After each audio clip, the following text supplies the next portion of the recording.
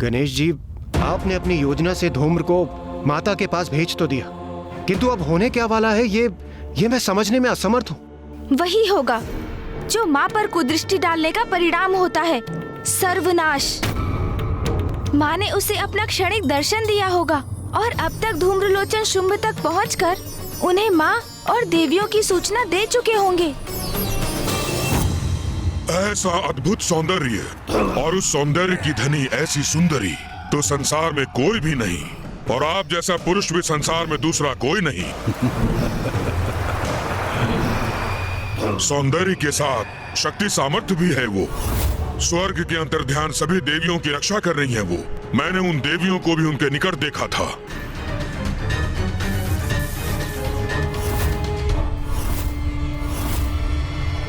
भ्राता शुंभ, कदाचित आप दोनों की जोड़ी नियति निर्धारित करेगी।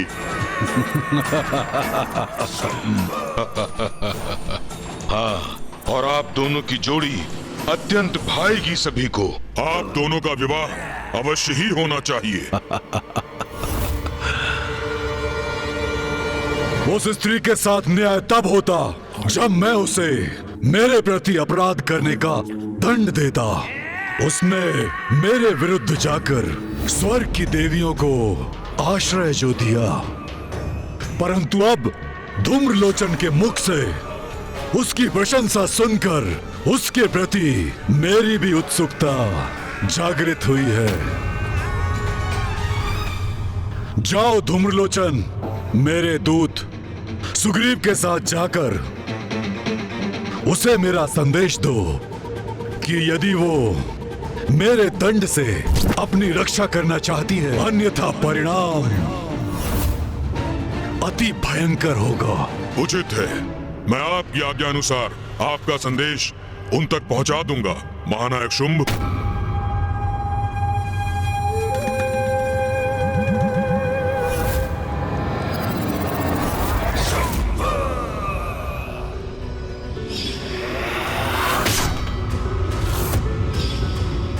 ये उचित नहीं हो रहा।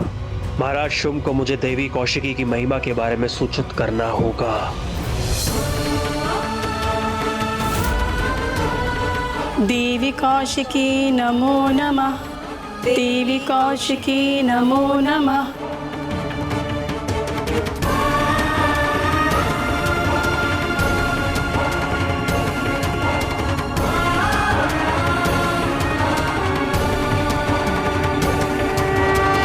पुत्रियों,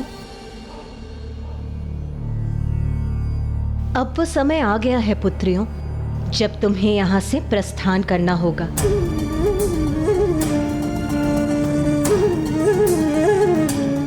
परंतु क्यों माता? क्योंकि अब शुंभ के आगमन में अधिक समय नहीं है। शुंभ और निशुंभ के अंत तक मैं तुम लोगों की सुरक्षा को लेकर निश्चिंत होना चाहती हूँ। इसीलिए अब तुम लोग मेरी शक्ति के संरक्षण में विंध्याचल पर्वत की गुफाओं में रहोगे। माता, आपके श्री चरणों से जाने का मन तो हम में से किसी का भी नहीं है, किंतु यदि यही आपकी आज्ञा है और यही उचित है तो हम आपकी इस आज्ञा का पालन अवश्य करेंगे।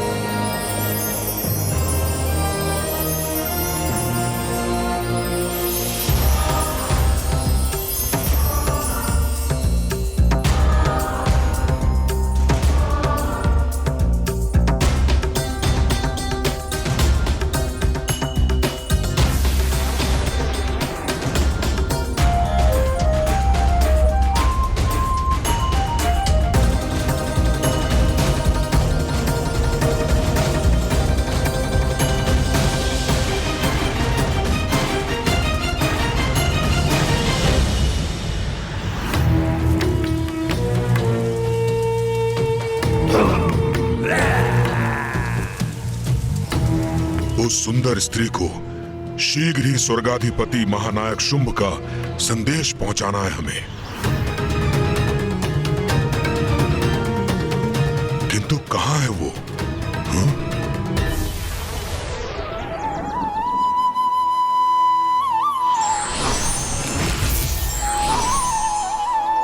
हमारी रक्षा कर हमें सुरक्षित रखने के लिए आपका कोटि कोटि धन्यवाद माता।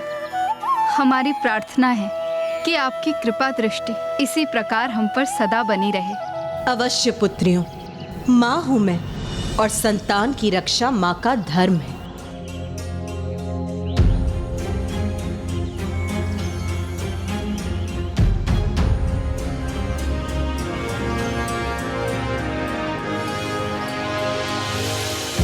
इस गुफा के भीतर भी तुम्हारा जीवन मेरे दिव्य प्रकाश से परिपूर्ण रहेगा। यहाँ तुम्हें कोई भी कठिनाई नहीं होगी।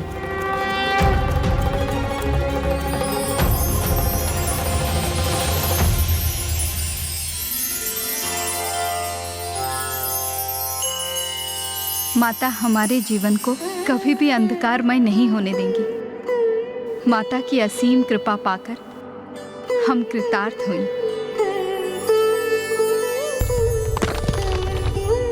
माता ने हमारे चारों ओर एक अभेद सुरक्षा कवच प्रस्तुत किया है। हम सभी पूर्ण रूप से सुरक्षित हैं।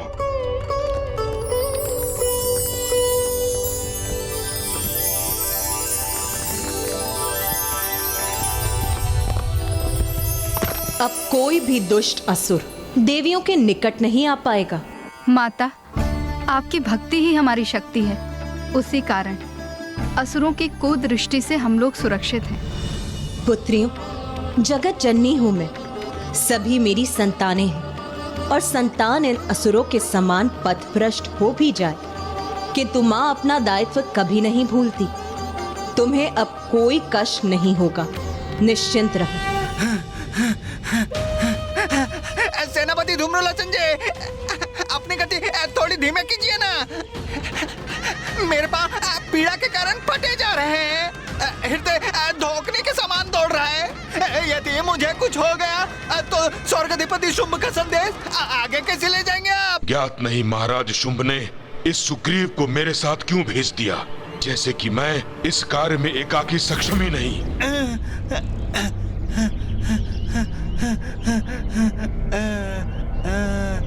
सेनापति धूम्रलोचन जी, आपको पूर्ण विश्वास है ना कि हम उचित मार्ग पर हैं? कितने समय से हम यहाँ वहाँ घूम रहे हैं किंतु उस सुंदर स्त्री का कोई चिन्ह हमें दिखाई नहीं दे रहा। वो गजमुख गणेश मुझे यहीं लाया था।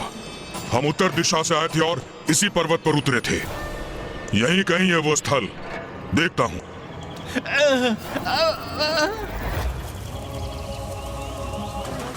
और कितना चलाइएगा?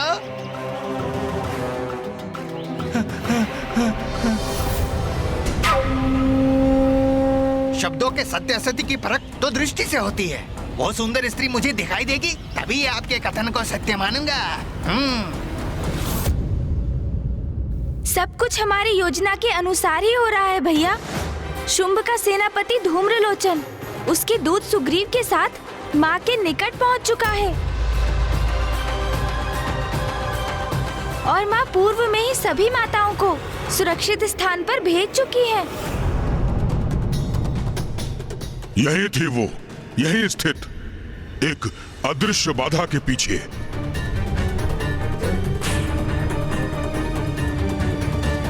अरे इस निर्जन वन में मुझे अकेला छोड़कर मत जाइए धूम्रलोचन जी। शुंभ का प्रधान सेनापति हूं मैं, मुझे मार्ग दो।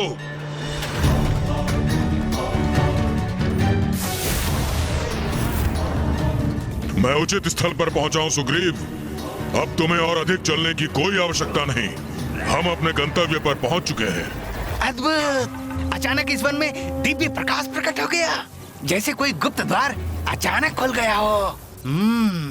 सत्य कहा था ना मैंने। कदाचित उस दिव्य सुंदरी को भी ज्ञात हो गया कि हम उसके लिए यहाँ क्या प्रस्ताव लेकर आ रहे हैं, जिससे उत्तेजित होकर उसने स्वयं हमारे लिए ये द्वार खोल दिए हैं। नारी का स्वभाव ऐसा ही होता है। चलो सुग्रीव। अवश्य अवश्य, आप आगे आगे चलिए, मैं पीछे पीछे आता हूँ।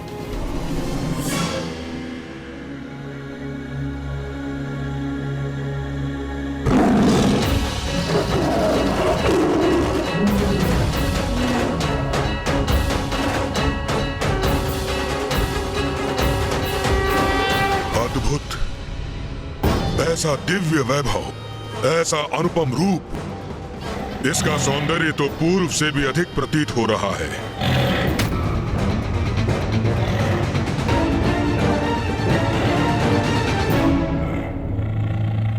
विलक्षण रूपमती है ये स्त्री।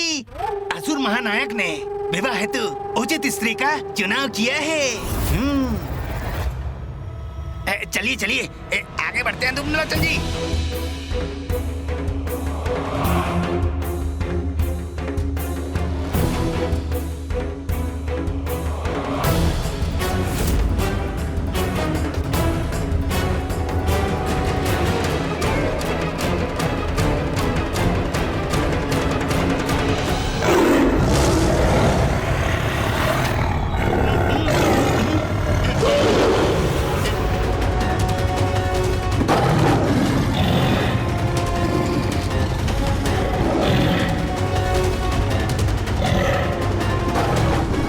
सिंह की गर्जना ने तो ये प्रचंड वायु प्रवाह उत्पन्न कर दिया है।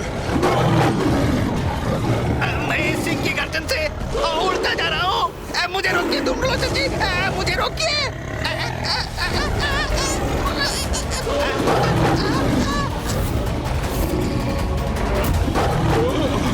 चिंता मत करो सुग्रीव, तुम्हें कहीं नहीं जाने दूंगा मैं। ये सिंह तो अपनी गर्जना में और वृद्धि कर रहा है। अब तो मैं भी खींचा चला जा रहा हूँ।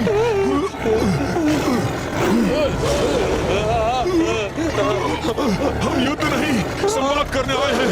अपने स्वामी का संदेश लेकर आए हैं, इसलिए अपने सिंह को शांत करो सुंदरी।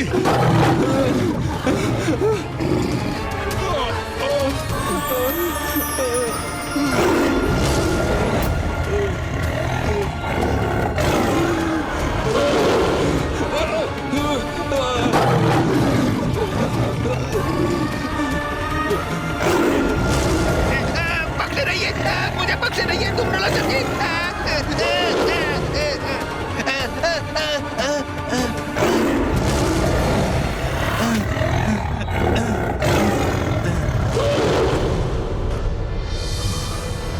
अब ये सिंह शांत हुआ तो हमें खड़े रहने का अवसर प्राप्त हुआ। कदाचित इसने हमें अपना शत्रु समझ लिया था, इसलिए अपने सिंह को ऐसी गर्जना करने का आदेश दिया होगा। किंतु अब हम इसे वो संदेश देंगे जिसे सुनकर यह आनंदित हो जाएगी। स्वर्गाधिपति शुंभ की विवाहिता बनने का अवसर तो कोई भी सुंदर स्त्री कदापि नहीं गंवाएगी। कहो कहो, क्या संवाद करना चाहते हो मुझसे? सुंदरी, तुम्हारे जैसी अपूर्व रूपमती पूरे संसार में कोई नहीं। ऐसा अनुपम सौंदर्य है तुम्हारा कि सूर्य और चंद्र की कांति भी तुम्हारे समक्ष फीकी पड़ जाए और तुम बस मात्र इतनी दूर यात्रा करके तुम मेरे सौंदर्य की प्रशंसा करने आए हो?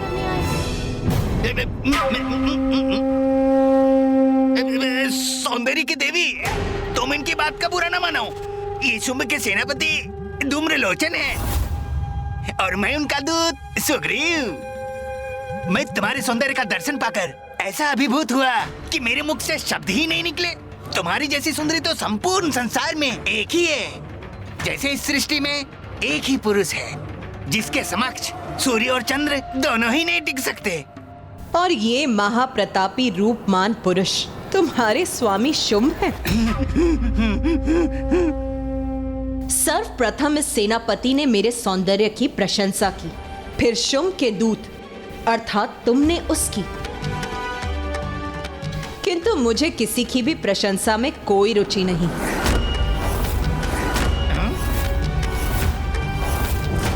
फिर हम ये संवाद क्यों कर रहे हैं, ये मुझे अभी भी स्पष्ट नहीं। तो मैं स्पष्ट किए देता हूँ। सुनो स्त्री, सौंदर्य और पराक्रम दोनों ही दृष्टि से हमारे स्वामी के योग्य हो तुम।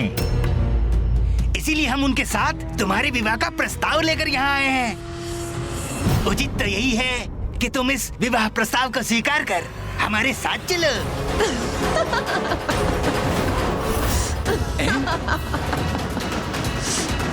ये इस प्रकार अट्टहास क्यों कर रही है?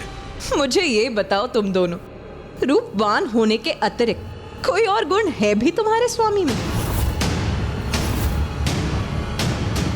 इतना अहंकार है इसे अपने सौंदर्य का कि स्वर्गाधिपति असुर महानायक शुंभ के गुण पूछ रही है हमसे। बहुत चतुर स्त्री है ये धूम्रलोचन जी। इस प्रस्ताव को भली भांति परख रही है और उचित भी है। कोई भी नारी विवाह प्रस्ताव तो तभी स्वीकार करेगी ना जब उसे विश्वास हो जाए जिससे वो विवाह करने जा रही है वो सर्वथा उसके योग्य है कि नहीं है? कदाचित तुम्हें ज्ञात नहीं सुंदरी कि हमारे स्वामी कौन हैं? असुर महानायक शुंभ हैं वो, जिन्होंने अपने पराक्रम से पाताल, पृथ्वी और स्वर्ग तीनों लोकों पर अपनी सत्ता स्थापित की है।